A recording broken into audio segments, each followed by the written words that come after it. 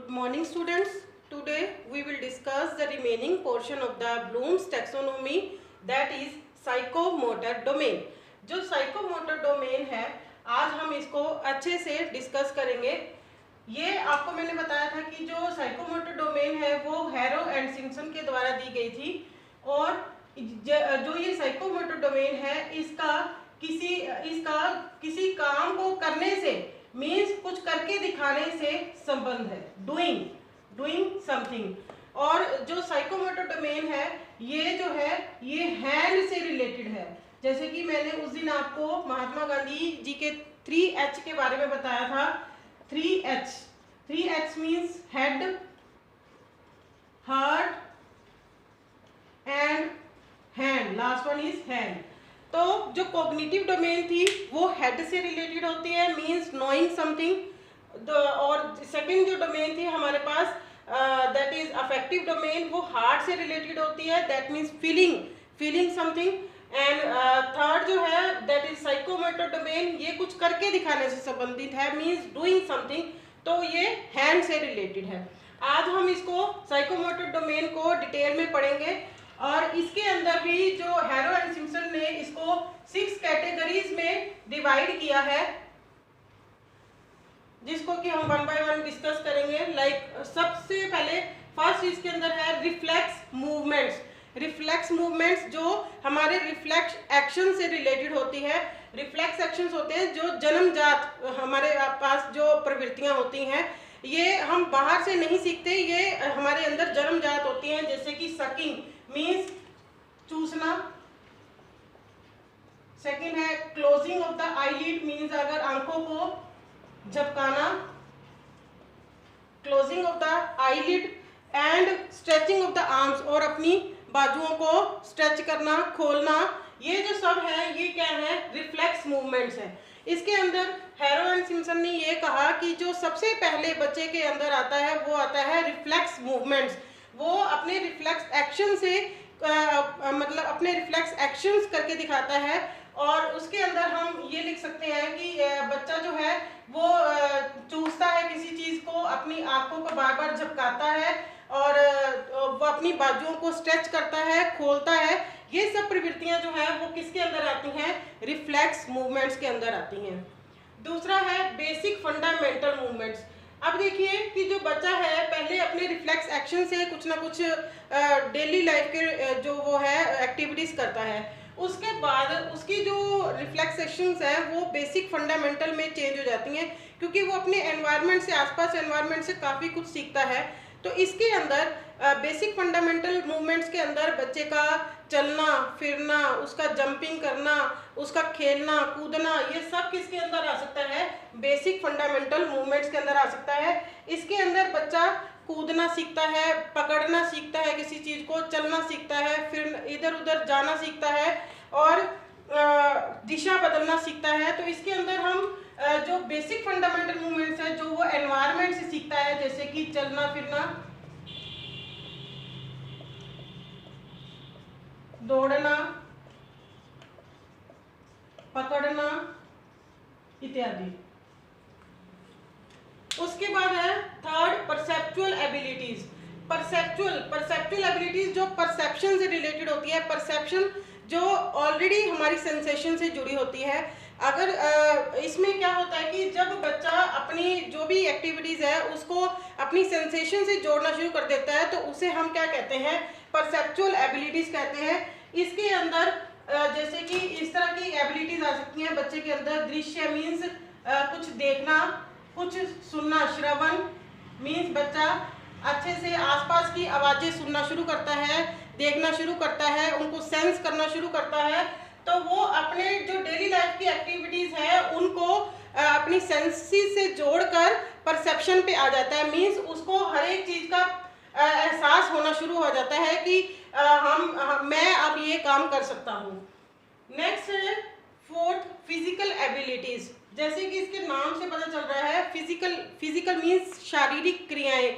शारीरिक क्रियाओं में क्या होगा, जब बच्चा अपने बेसिक फंडामेंटल से परसेप्चुअल एबिलिटीज की तरफ आता है तो वो कुछ ना कुछ और एक्स्ट्रा फिजिकल एक्टिविटीज करना शुरू करता है। इसके अंदर बच्चा अपनी ताकत भी लगाना शुरू कर देता है। मीन्स अपनी फिजिकल एक्टिविटीज़, अपना शारीरिक जो है वो शारीरिक रूप से पूरी क्रियाएं करना शुरू कर देता है। इसके अंदर जो लर्नर है वो एक तो अपनी जो है तेजी से चलना सीख सकता है, किसी चीज़ को उठाने की पावर आ जाती है उसके अंदर, एंड वो हार्ड लेबर करना शुरू कर देता है, और वो कुछ मतलब भार भी इसके अंदर उठा सकता है, जैसे कि भार उठाना, हार्ड लेबर करना, इस तरह से।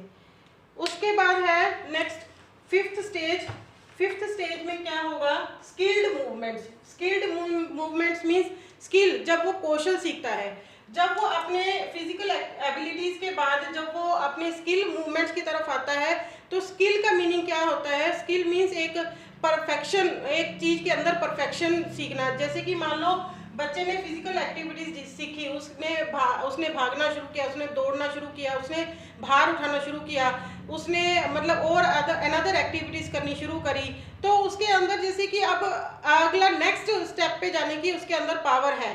तो स्किल क्या होते हैं, स्किल्स होते हैं कौशल, जो हम अपने लाइफ में बार बार प्रैक्टिस करने के बाद सीखते हैं, थ्रू एक्सपीरियंसेस सीखते हैं, ट्रेनिंग लेने के बाद सीखते हैं। जैसे कि मान लो बच्चा स्केटिंग सीख सकता है, इसके अंदर स्केटिंग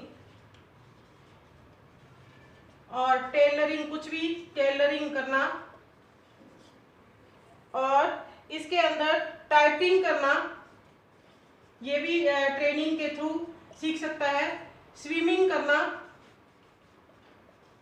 ये भी वो अपनी कुछ लगातार ट्रेनिंग लेने के बाद स्विमिंग करना सीख सकता है। एक्स्ट्रा इसके अंदर हम मतलब स्केटिंग, टेलरिंग, जो भी हम मतलब स्किल नहीं सीखते हैं उसको हम इसके अंदर इंक्लूड कर सकते हैं, skating, tailoring, typing, swimming etcetera. उसके बाद है last non discursive communication. Non discursive communication में क्या होगा कि जब हम अपने भाव, अपने फेशियल एक्सप्रेशंस जब किसी तस्वीर वगैरह में, पेंटिंग में उतारना शुरू कर देते हैं, या किसी और अनदर किसी चीज़ में उतारना शुरू कर देते हैं, मीन्स डांस की फॉर्म में उतारना शुरू करते हैं, तब उसे हम क्या बोलते हैं, नॉन डिस्कर्सिव कम्युनिकेशन। इसके अंदर क्या होगा, जैसे कि बच्चा अपने जो फेशियल एक्सप्रेशन है उनको फेशियल एक्सप्रेशन को चेंज कर देगा, किसके अंदर, facial expression changes into dance,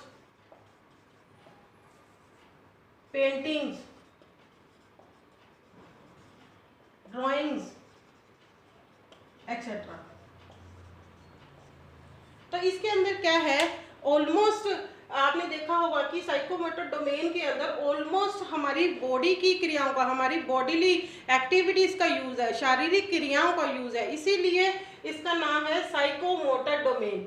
अब मैं इसको दोबारा एक बार क्लियर करती हूँ। इसके अंदर फर्स्ट आएगा रिफ्लेक्स मूवमेंट्स, सेकंड है बेसिक फंडामेंटल मूवमेंट्स, थर्ड है परसेप्चुअल एबिलिटीज, फोर्थ है फिजिकल एबिलिटीज, फिफ्थ है स्किल्ड मूवमेंट्स, एंड सिक्स है बेसिक डिस्कर्सिव कम्युनिकेशन।